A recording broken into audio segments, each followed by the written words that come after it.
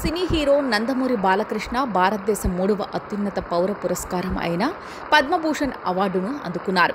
సినీ రంగంలో ప్రజాసేవల్లో ఆయన చేసిన విశిష్ట సేవలకు గాను భారత ప్రభుత్వం ఆ గౌరవాన్ని అందజేసింది. ఆ రోజు ఢిల్లీలోని రాష్ట్రపతి భవన్లో జరిగిన పద్మ అవార్డుల ప్రధానోత్సవ కార్యక్రమంలో రాష్ట్రపతి ద్రౌపది ముర్ము చేతుల మీదుగా ఈ ప్రతిష్టాత్మక పురస్కారాన్ని బాలయ్య అందుకున్నారు. పద్మభూషణ్ అవార్డు స్వీకరించిన నేపథ్యంలో అభిమానులు సంబరాల్లో మునిగిపోయారు. ప్రతిష్టాత్మక పురస్కారాన్ని అందుకున్నందుకు సోషల్ మీడియా వేదికగా బాలకృష్ణకు శుభాకాంక్షలు తెలియజేస్తున్నారు. పద్మభూషణ్ ఎన్బీకే హ్యాష్టాగ్లో ట్విట్టర్ ఎక్స్ని హోరెత్తిస్తున్నారు.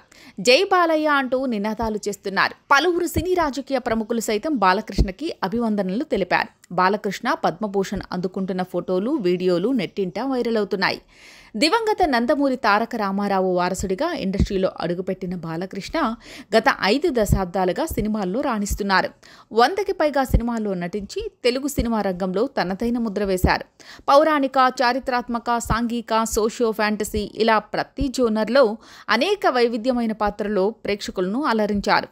6 పదుల వయసును దాటిన రెట్టింపు ఉత్సాహంతో ఇప్పటికీ రెస్ట్ లేకుండా వరుసగా సినిమాలు చేస్తూనే ఉన్నారు.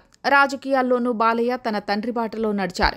హిందూపురం నియోజకవర్గం నుంచి తెలుగుదేశం పార్టీ తరపున 3 సార్లు ఎమ్మెల్యేగా ఎన్నికైన బాలకృష్ణ ప్రజల సమస్యలపై చురుకుగా స్పందిస్తూ అభివృద్ధి కార్యక్రమాలతో పాలు పంచుకుంటున్నారు. అలాగే తన తల్లి బసవతారకం స్మారకంగా స్థాపించిన Basavatarakam Indo American cancer hospital ద్వారా క్యాన్సర్ బాధితులకు నాణ్యమైన వైద్య సేవలను అందిస్తున్నారు.